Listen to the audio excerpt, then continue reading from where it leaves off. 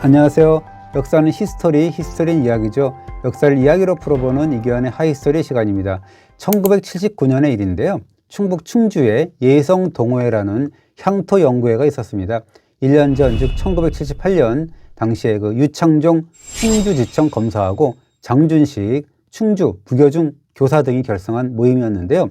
그런데 이 모임은 사실은 예사로운 그런 모임이 아니었어요. 이 동호회를 결성한 그해 봉황리 마의 불상군, 이것이 보물이 되거든요. 그 마의 불상군을 찾아냈고, 그리고 고려 광정이 어머니 신명 순성 왕후를 위해서 세운 그런 숭선사의 위치를 알려주는 그런 명문도 확인했거든요.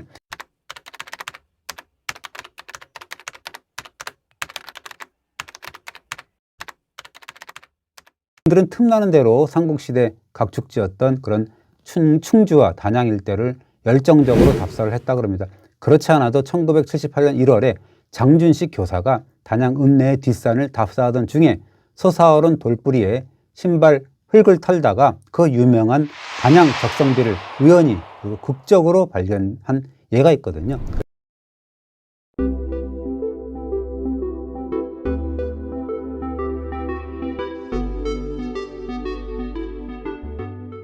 이 동호회 회원들은 장준식 교사를 본보기 삼아서 정말 열심히 뛴 거죠. 그런데 1979년 2월 24일 동호회 창립 멤버인 유창종 검사가 의정부 지청으로 발령을 받게 됩니다. 그래서 송별회 겸 기념 촬영을 위해서 답사에 나서게 되는데요.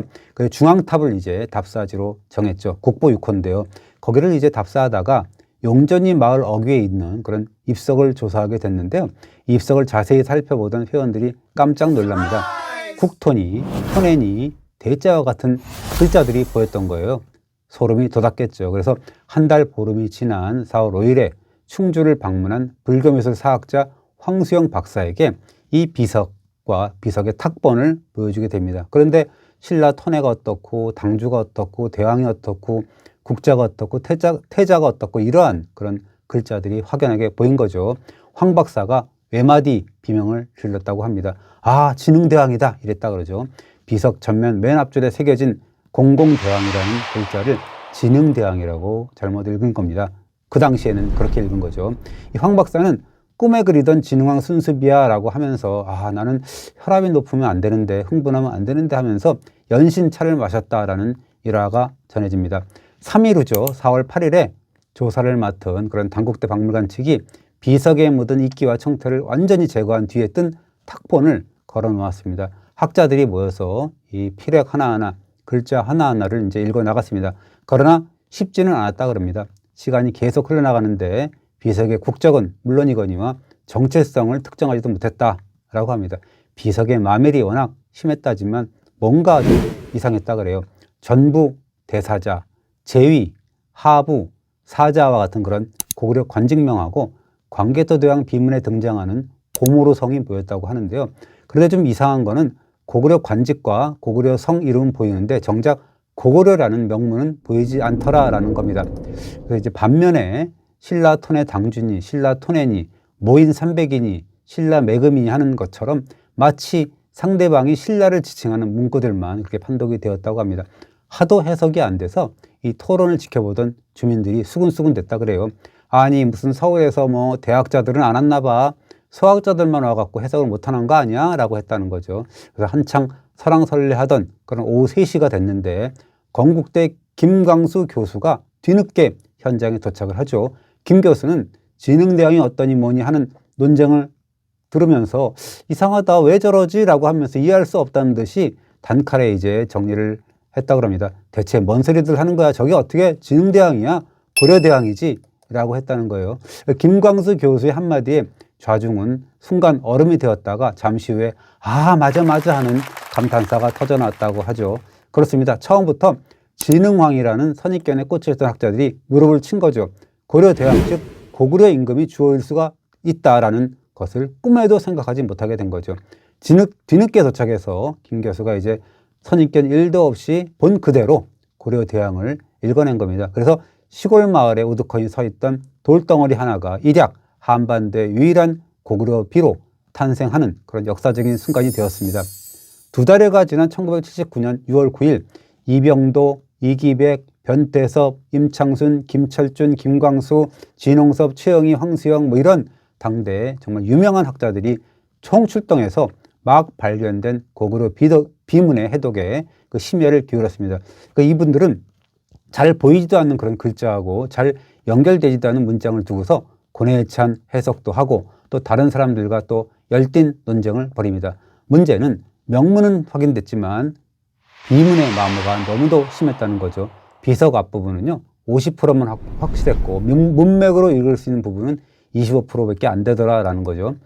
하도 비문 해석을 두고 논쟁이 계속되니까 차문섭 당국대 교수는 마을 주민들 말 맞다나 이거 우리가 대박사가 아니고 서박사들만 모였나 봅니다. 이렇게 못해서야 원 하고 이제 자책을 해서 좌중을 웃음바다로 만들었다라는 또 일화가 있습니다.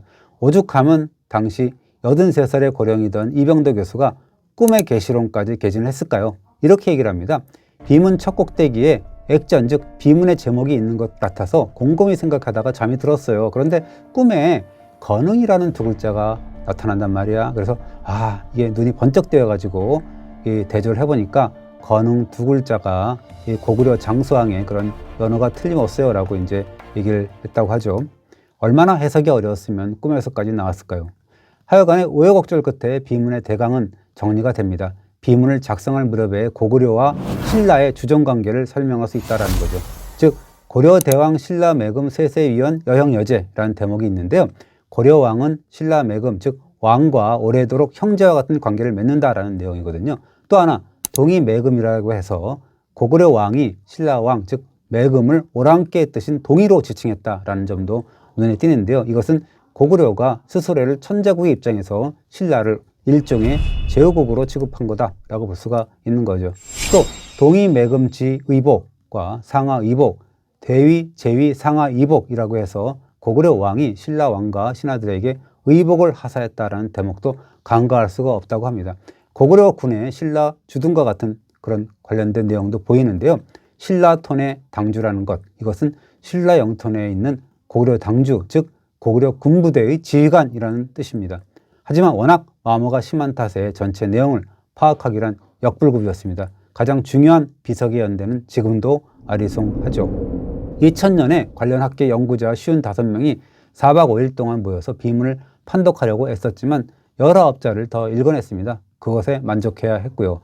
비석의 건립연대에 관련해서는 광개토대왕설이 있고요. 장수왕설도 있고 문자명왕설 뭐 이런 다양한 설이 나왔습니다. 그리고 2019년에 3D 스캐닝하고 RTI를 활용해서 비문의 글자를 하나하나 읽어냈는데요. 되게 어렵죠. 이게 두 방식은 뭐냐면 360도 돌아가면서 다양한 각도에서 빛을 쏴서 글자가 가장 잘 보이는 순간에 읽어내는 그런 기법이라고 합니다.